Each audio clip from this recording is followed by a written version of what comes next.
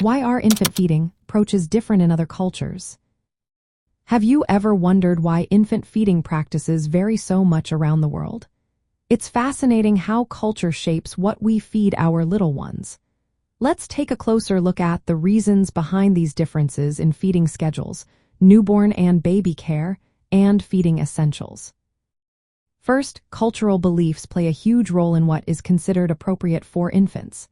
In some cultures, caregivers give prolactial feeds, which are substances offered before breastfeeding is established. These can include sugar water, herbal teas, or diluted animal milk. Many believe these practices help cleanse the baby's system or provide energy. On the other hand, some cultures emphasize the importance of immediate breastfeeding and colostrum feeding.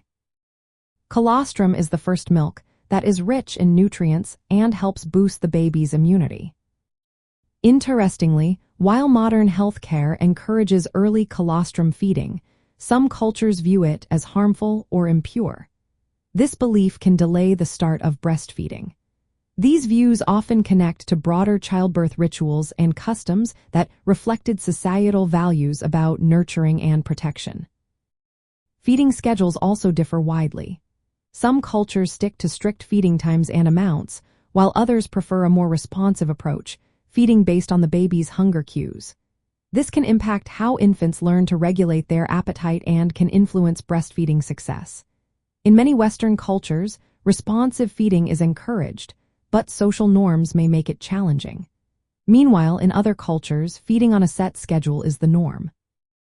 Ethnic and racial diversity within countries adds another layer to these practices.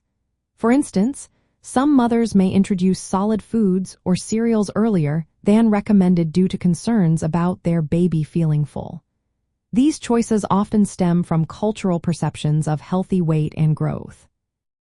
For millennial mothers today, understanding these cultural differences is key to making informed feeding choices. It is essential to respect both evidence-based health recommendations and family traditions. Here are some practical tips to consider. Be aware of cultural beliefs regarding colostrum and early feeding to support timely breastfeeding initiation. Balance traditional customs with current guidance on responsive feeding and exclusive breastfeeding for about 6 months. Recognize that feeding schedules and the introduction of solids can vary among families with diverse cultural backgrounds. Communicate openly with healthcare providers about cultural practices to receive tailored support that honors cultural values while promoting infant health. In essence, infant feeding approaches differ globally due to various cultural beliefs, traditions, and social norms. These factors shape what, when, and how babies are fed, impacting feeding schedules and methods in newborn and baby care.